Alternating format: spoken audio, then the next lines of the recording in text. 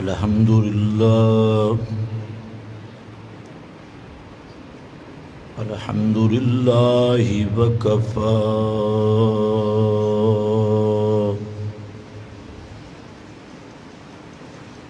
والصلاة والسلام على سيد الرسل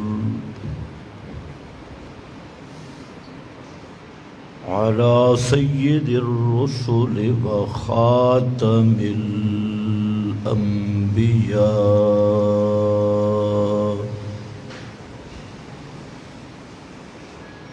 أما بعد فأعوذ بالله من الشيطان الرجيم بسم الله الرحمن الرحيم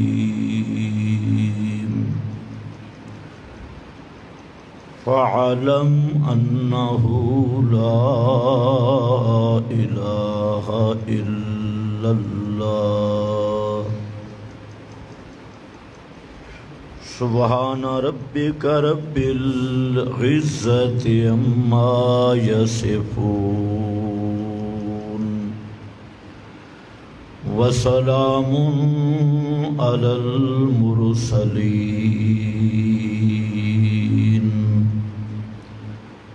والحمد لله رب العالمين۔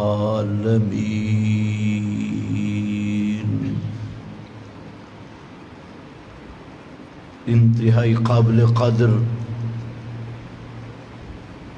بزرگوں اور بھائیوں، یہ رمضان المبارک کا مقدس مہینہ اپنے اختتام کے قریب ہے۔ خوش نصیب انسان وہ ہے جس نے رمضان المبارک کی قدر کی اور اپنے گناہوں کو بخشوانے میں کامیاب ہو گیا۔ یہ مہینہ اللہ کی ایک خاص رحمت ہے جس میں ہر مسلمان کو اپنی زندگی کے پورے اعمال پر نظر ثانی کا موقع ملتا ہے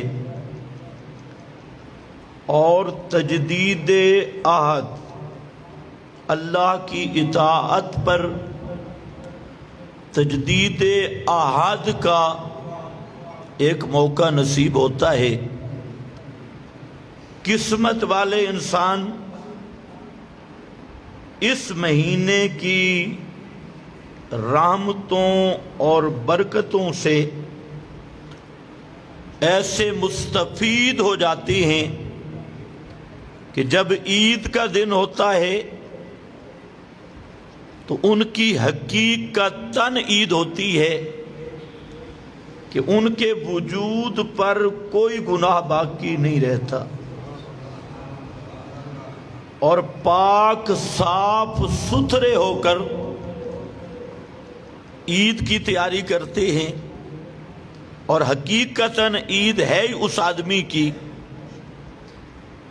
کہ جس نے رمضان المبارک کے اللہ کی رحمت کے اس سمندر سے گزر کر اپنے وجود کی ہر میل کچیل کو دور کر لیا اور اپنے وجود کو گناہوں سے پاک کر لیا۔ اور وہ آدمی جو سمندر کے اندر داخل ہی نہیں ہوا، سمندر گزرتا رہا اور یہ کنارے پہ رہا،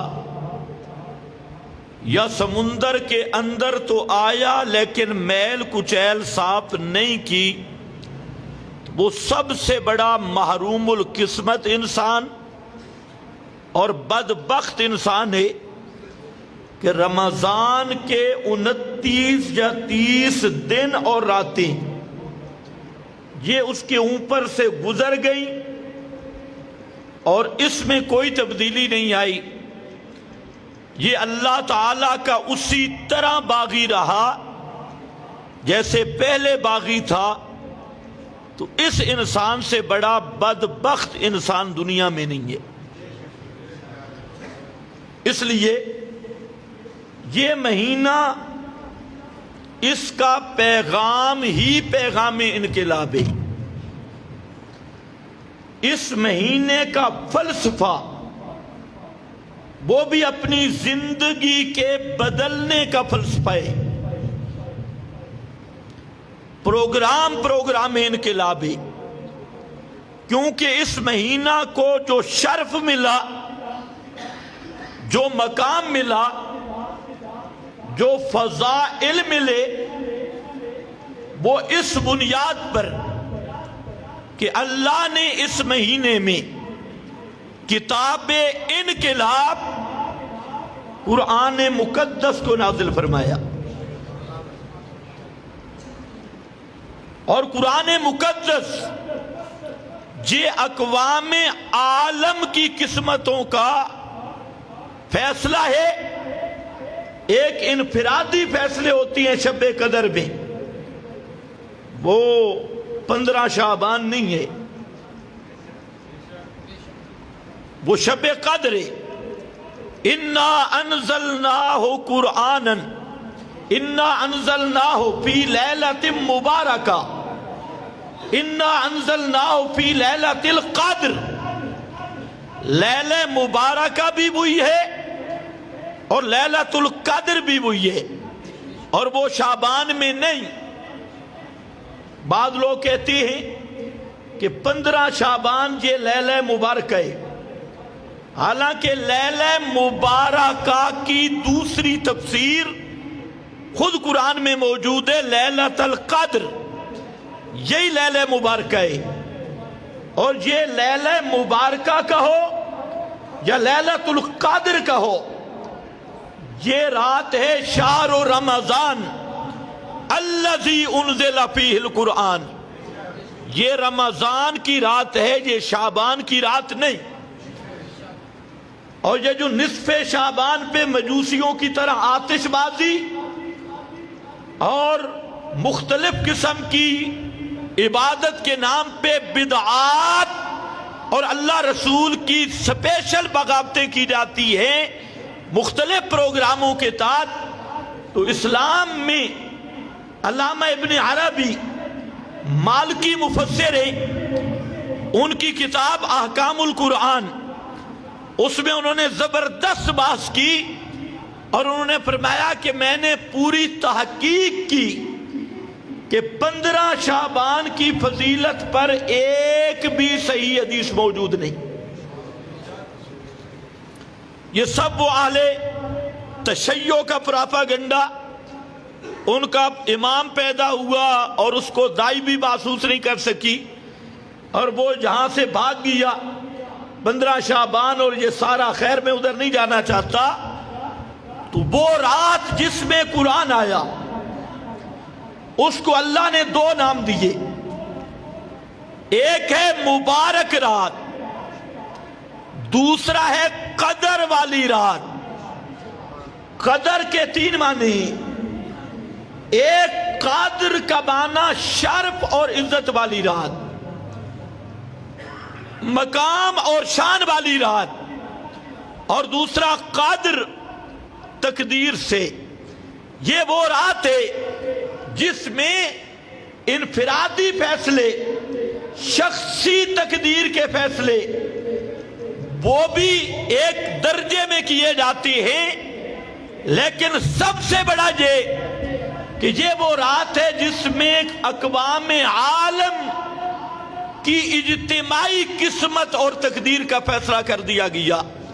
قرآن مقدس نازل کر کے اللہ نے پوری کائنات کی قسمت کا یہ فیصلہ کیا کہ اب قیامت تک خوش بخت وہ ہوگا، سعادت مند وہ ہوگا جو قرآن کو اپنا امام سمجھے گا، جو قرآن کو اپنا ہادی سمجھے گا، جو قرآن کو اپنا راہبر سمجھے گا، جو قرآن کو ہدایت کا مرکز سمجھے گا، جو قرآن کو ہدایت اور ایمان کا ماخذ سمجھے گا۔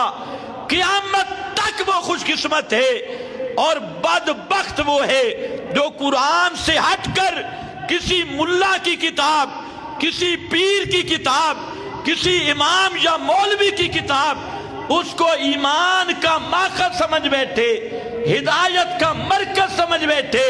قیامت تک وہ شقی بھی ہوگا اور بدبخت بھی ہوگا۔ اللہ نے یہ فیصلہ کیا لیلۃ القدر میں، اس لیے فرمایا انا انزلناہ فی لیلۃ القدر، یہ ہے وہ قسمت کے فیصلوں والی رات، یہ ہے وہ خاص تقدیر کے فیصلوں والی رات۔ جو شخصی فیصلے بھی ضرور ہوتے ہیں، لیکن سب سے بڑا فیصلہ اس رات میں پوری کائنات اور تقدیر عالم، اقوام عالم کی تقدیر کا فیصلہ کر دیا گیا۔ اسی لیے اس رات کا نام رکھا گیا قادر بھی، اور اس کا نام رکھا گیا مبارک رات بھی، فی لیلۃ مبارکہ۔ نعرہ بالکل نہیں، میں تو مقرر نہیں ہوں، میں نے کچھ باتیں سمجھانی ہیں، بالکل کوئی آدمی نعرہ نہ لگے۔ توجہ آپ فرمائیں، بس اتنا کافی ہے۔ ساری کائنات کی قسمت کا فیصلہ اسی رات میں کیا۔ خوش بخت کون، بدبخت کون، جنتی کون، جہنمی کون، دائیں والے کون، بائیں والے کون، اللہ والے کون، شیطان والے کون، عباد الرحمن کون، عباد الشیطان کون، اللہ کے بندے کون، اللہ کے باغی کون، اللہ کو ماننے والے کون، اللہ کے دشمن کون۔ یہ فیصلہ ہوا قرآن کو بھیج کر، اور قرآن آیا بحیثیت ترازو کے۔ فرمایا انزل الکتاب والمیزان، یہ قرآن اس کائنات میں حق اور باطل کی کسوٹی بن کے آیا، حق اور باطل کا ترازو بن کے آیا، حق اور باطل کی ترکڑی بن کے آیا۔ یہ وہ کسوٹی آ گئی، المیزان۔ اب اپنے عقائد کو تولنا ہوگا قرآن کے میزان پہ، اپنے اعمال کو فٹ کرنا ہوگا قرآن کی کسوٹی پہ۔ یہ ہے خوش قسمتی۔ اور قرآن کو ترک کرنا، آج پوری دنیا میں مسلمان وسائل کے اعتبار سے، جو مسلمانوں کے پاس وسائل ہیں، 14 صدیوں کی تاریخ دیکھ لے، اتنے وسائل کبھی نہیں تھے۔ آج جو مسلمانوں کے پاس افواج ہیں، 14 صدیوں کا مطالعہ کر لے، اتنی افواج کسی دور میں نہیں تھی۔ آج جو مسلمانوں کے پاس افرادی قوت ہے، دنیا کی تاریخ کا مطالعہ کر لے، ایسی افرادی قوت کسی زمانے میں نہیں رہی۔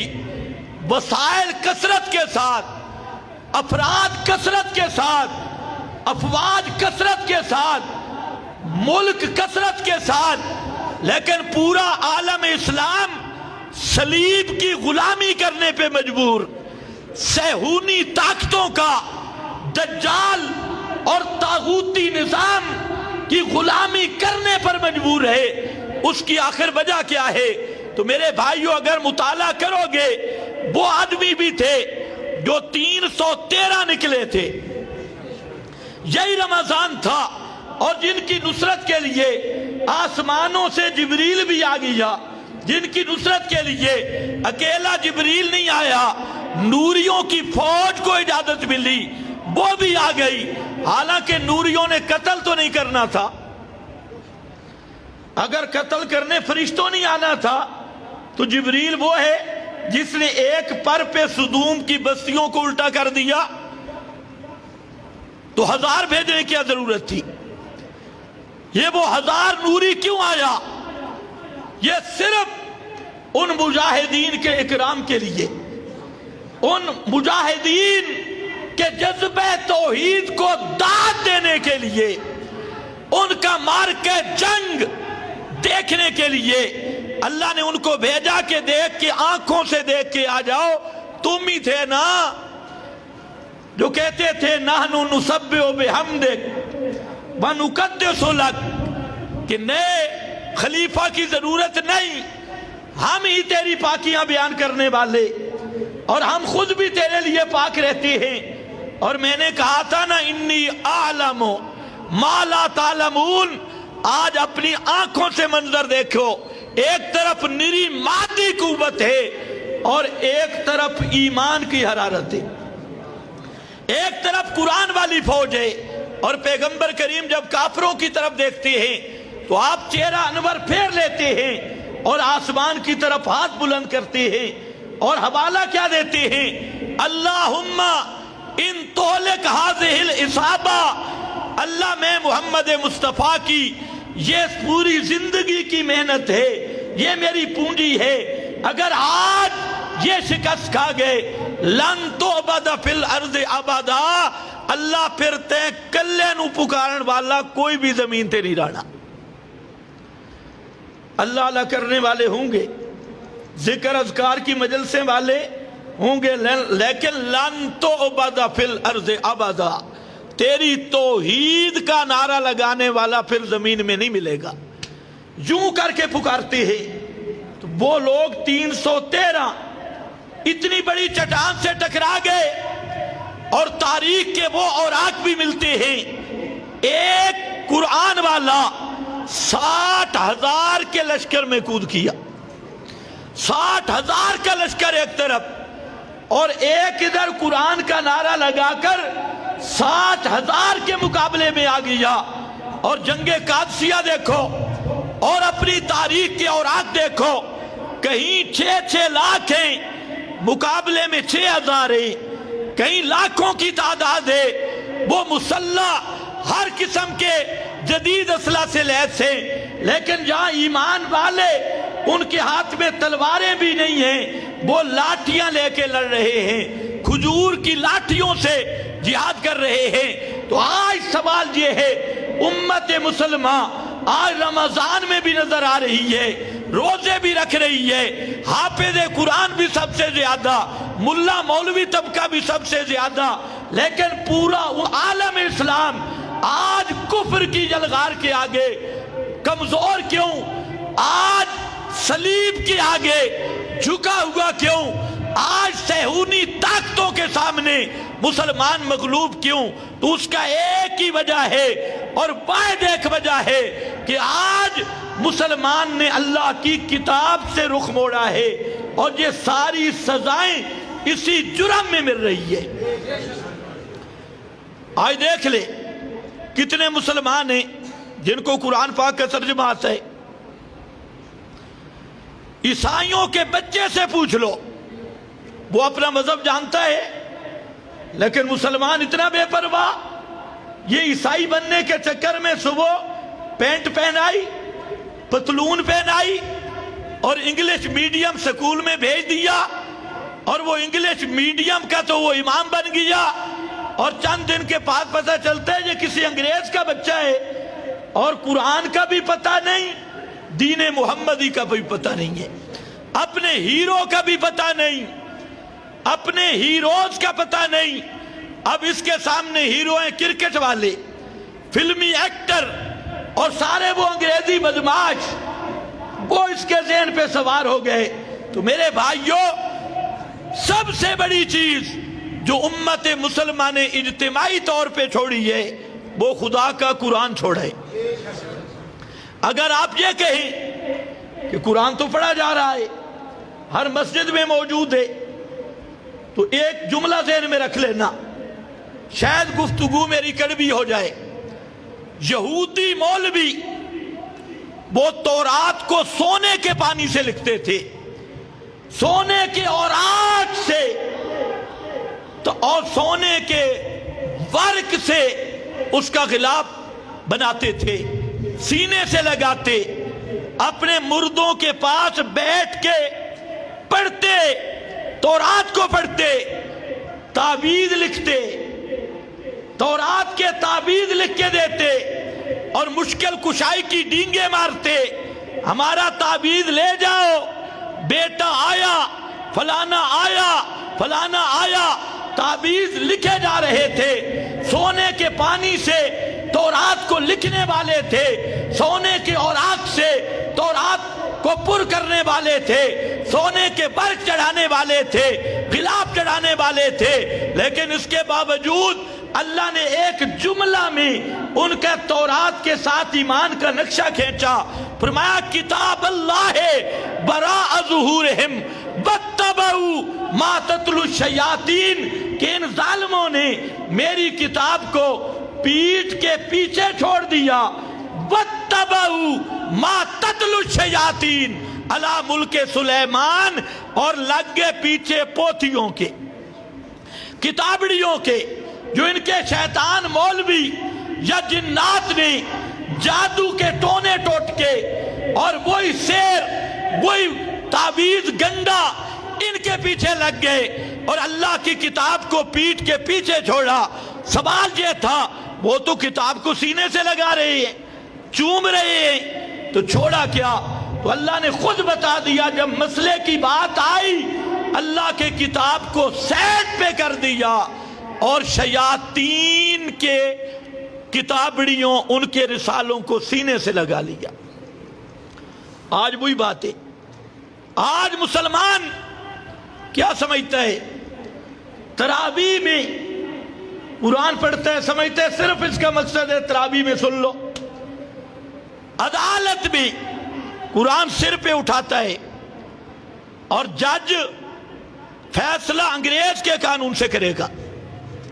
عدالت میں مسلمان کے سر پہ قسم کے لیے قرآن ہے اور جج کی قلم میں قرآن نہیں، جج کے قانون میں قرآن نہیں، اسمبلی میں تلاوت کے طور پہ قرآن ہے، اور جو اندر بیٹھے ہیں 360 بت، انہیں قرآن کی کوئی سورت پڑھنی بھی نہیں آتی، سورہ اخلاص نہیں پڑھ سکتے۔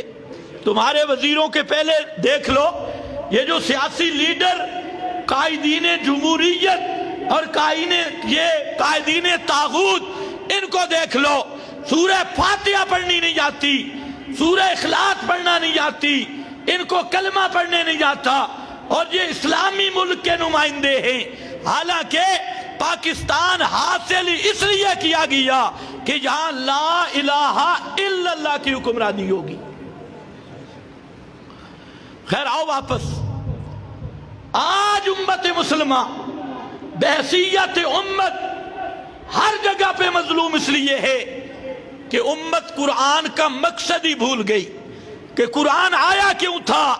تو اس لیے میرا بھائی، یہ قرآن تعویذ لکھنے کے لیے نہیں آیا، یہ قرآن ملا اور پیر کی جیب بھرنے کے لیے نہیں آیا، یہ قرآن مقدس یہ پڑھ پڑھ کے ختموں کے لیے نہیں آیا، یہ قرآن مقدس ربیع الاول اور محرم کے ختم اور مولوی کے پیٹ بھرنے کے لیے نہیں آیا، یہ قرآن یہ کتاب انقلاب ہے، اور یہ پوری کائنات میں اپنی حکمرانی کا سکہ جمانے کے لیے آیا، اور قرآن پوری کائنات پہ قانون زندگی کی حیثیت سے آیا، ضابطۂ حیات کی حیثیت سے آیا، نظام الہی کے نفاذ کی صورت میں آیا۔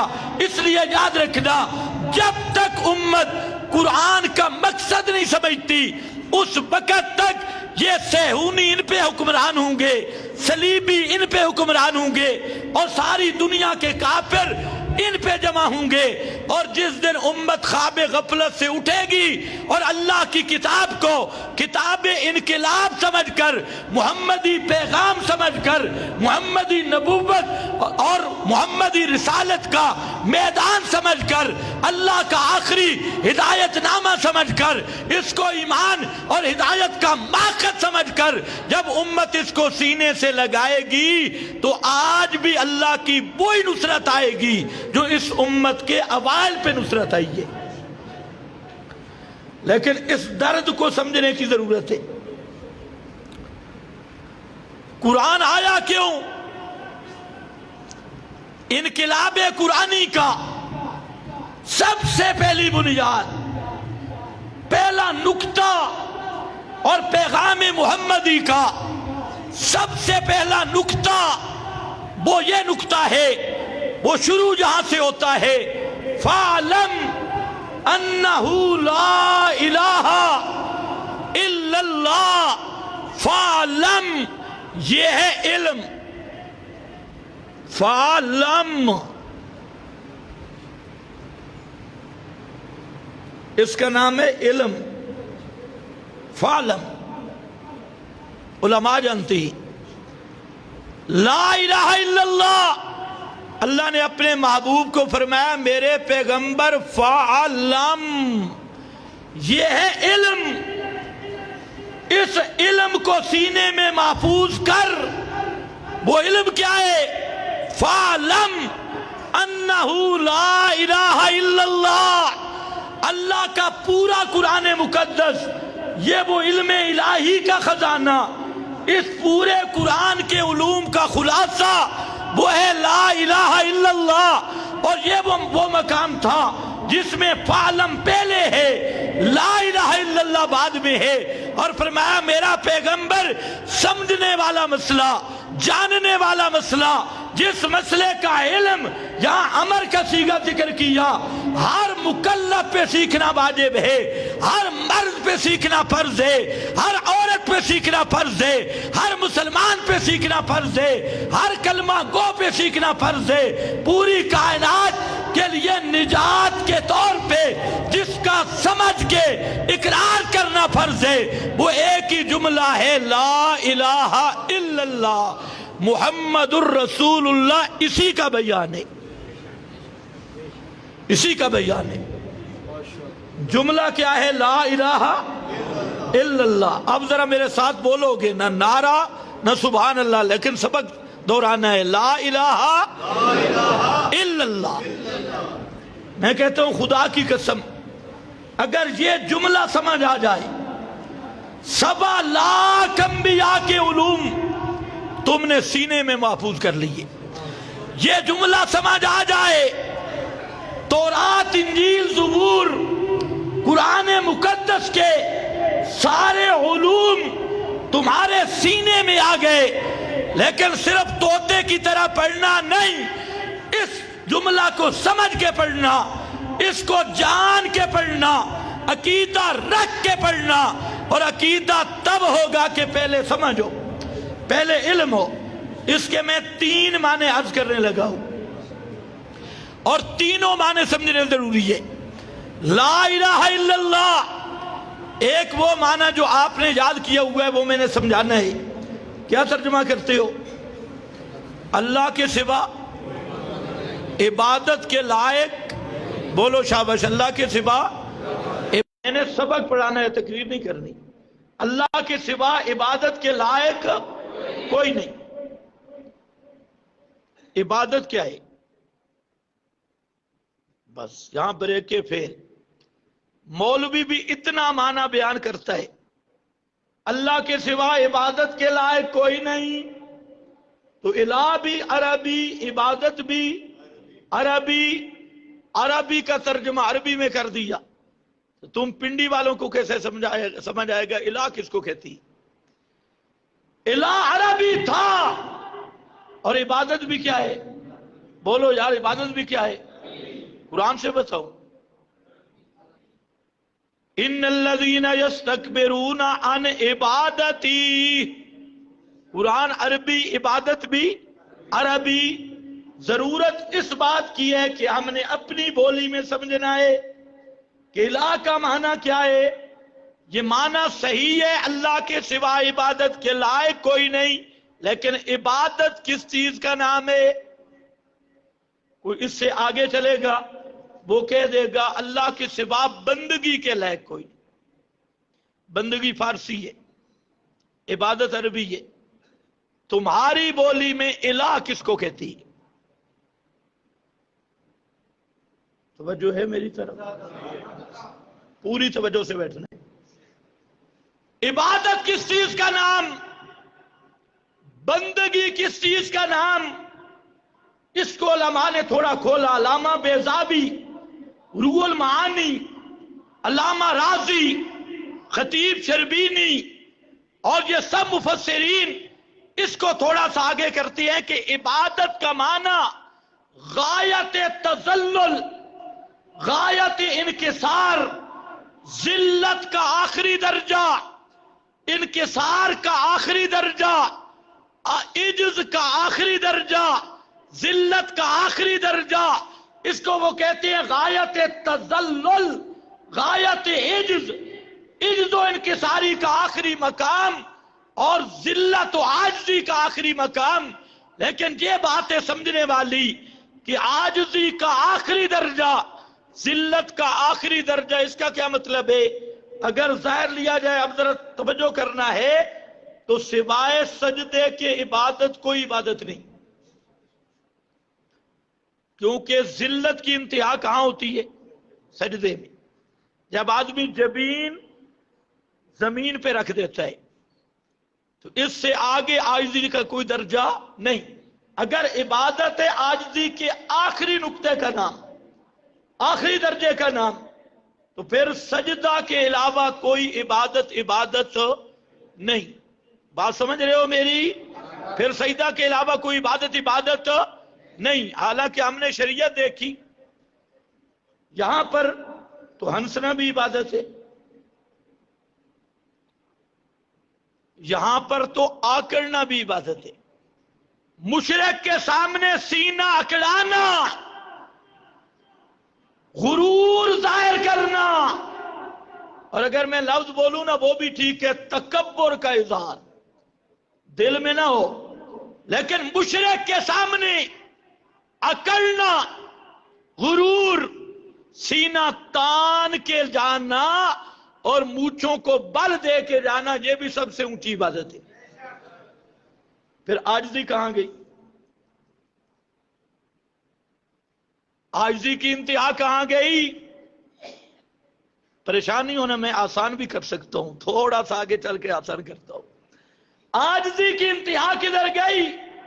عبادت کا معنی تھا عاجزی کی انتہا، اور جہاں اکڑنا عبادت، یار یوں نہ سمجھو جو کعبۃ اللہ گئے انہیں پتا ہے طواف کے جو پہلے چکر ہیں وہ رمل کرتے ہیں نہیں کرتے، تو یہی تو آکڑنا ہے۔ بوڑھے بھی آکڑ رہے ہیں، جوان بھی آکڑ رہے ہیں، کندھے سے کپڑا بھی اٹھایا ہوا ہے اور آکڑ بھی رہے ہیں، یہ کیا ہے؟ اور ہے کیا؟ آکڑ۔ یہ ہے آکڑ۔ صحابہ آئے، مشرکین نے کہا یہ تو کمزور ہو گئے، اللہ کے رسول نے فرمایا سینہ تان کے چلو۔ مشرک کو پتا چلے کوئی کمزوری معاہدوں میں نہیں آئی، یہ مشرک کے سامنے سینہ تان کے چلنا یہ سب سے اونچی عبادت ہے۔ تمہاری تہجد سے بھی بڑی عبادت ہے، تمہاری نفلوں سے بھی زیادہ بڑی عبادت، کہ مشرک اور بدعی کو اپنا رعب دکھلانا، اس کے سامنے اکڑنا، اس کے سامنے اظہار تکبر کرنا، یہ ہر نفل سے اونچی عبادت، تہجد سے اونچی عبادت، ذکر و اذکار تنہائی سے اونچی عبادت، تو پھر عاجزی کہاں گئی؟ عبادت تو عاجزی کا نام ہے۔ تو اس لیے یاد رکھو، تذلل دو طرح ہیں، ایک ہے تذلل اعضاء کا، جس کو کہتے ہیں تذلل جوارے، ہاتھوں کا، گھٹنوں کا، ماتھے کا، اور ایک ہے تذلل قلبی، دل کا تذلل۔ دل کا تذلل کہتی ہے عقیدہ کو، یہاں وہ عاجزی نہیں کہ جو جوارے سے عاجزی کی جائے، یہاں وہ عاجزی نہیں۔ اگر وہ عاجزی ہو پھر اکڑنا عبادت نہیں، اگر وہ عاجزی اعضاء والی ہو پھر سجدے کے علاوہ کوئی عبادت نہیں. حالانکہ قیام عبادت، دوڑنا عبادت، چلنا عبادت، اکڑنا عبادت، سونا عبادت، لیٹنا عبادت، ہنسنا عبادت، رونا عبادت، یہ ساری چیزیں عبادت میں آ رہی ہے. تو وہ تذلل اور عاجزی ہے دل کی، جس کا نام ہے عقیدہ. اسی لیے امام ابن القیم رحمت اللہ تعالی علیہ منیہ میں فرماتی ہیں العبادت عبارت عن الاعتقاد والشعور بأن للمعبود سلطة غیبیة يقدر بها على النفع وعلى الضرر فكل دعاء وثناء ونداء ينشأ من هذا الاعتقاد فهي العبادة. فهي العبادة. عبادت نام سجدوں کا نہیں، عبادت نام رکوع کا نہیں، عبادت نام ٹکرے مارنے کا نہیں. العبادت